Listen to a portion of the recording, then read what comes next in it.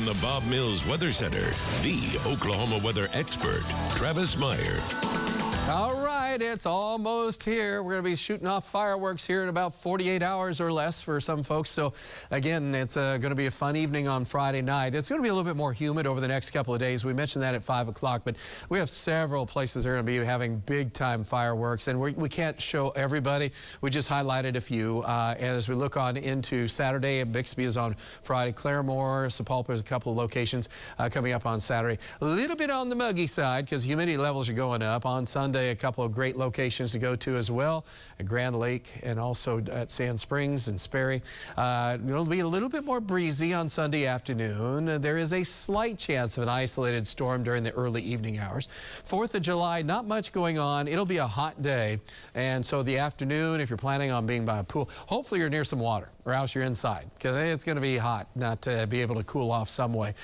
Evening hours, if you're grilling, it's going to be burning outside still. And then through the evening hours when a lot of 4th of July events are going on, we're looking for, again, temperatures still around 90. That's really warm for 9 o'clock at night, but we're setting ourselves up for a heat wave for next week, unfortunately. 90s now, but the humidity levels still haven't gone up.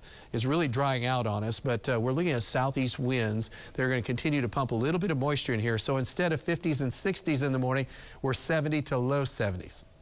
So that's kind of the beginning of the 4th of July weekend and the beginning of the heat wave. We'll be in the mid-90s. There is for tomorrow afternoon. Scattered showers, a few thunderstorms across Kansas and northwestern Oklahoma. And then as we look on into the time period for early Saturday morning, once again, kind of a conveyor belt of rain and storms up in Kansas missing us. We'll be in the 70s in the morning. And notice how it's just staying right on the northern side. Some high plains thunderstorms coming up on Saturday afternoon. We'll be in the 90s on Saturday. Again, southeast winds. Sunday, we're in the 90s, so it's like we're just going to be there. The only difference that you're going to feel is just the stickiness and the humidity levels going up, and we'll be in the mid to upper 90s for the 4th of July, so be ready. All right, so the chances of rain, very slim on Saturday. Pretty much we're just going isolated to 10% or less. If there is a chance of a storm, probably southeast Kansas or far southeast Oklahoma would have a slight chance. And then on Sunday, there's just a little bit better chance of a few scattered, widely scattered storms. So it isn't much different. There's only about 10 to 20% coverage. Looks like a lot of rain just because we have percentages on there, but it kind of gives you higher probabilities of locations to the northeast and to the southeast. And then for the 4th of July, other than isolated late afternoon thunderstorms, not much happening on the east side. And as far as the last 14 days, man, I'll tell you what, things are changing very quickly around eastern Oklahoma. After having so much rain and flooding spring into early summer, so to speak, really late spring, the summer has just shut it down. So drought is expanding out west, and now we're starting to get very dry in Missouri and also northeastern Oklahoma.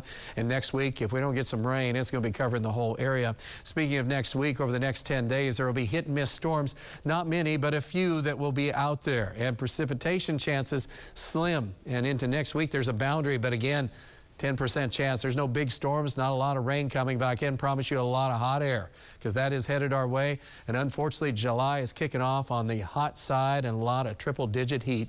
Don't forget, drillers are playing tonight. 94 degrees. There's a little bit of a heat index just starting as the humidity levels start to increase. We're in the 90s right now. As we go through the nighttime hours, things will cool off a little bit. So this is our last night that's, I'm going to just call it halfway reasonable. By morning, we're in the low 70s, but humidity values are going to be kicking up, 91 by noontime.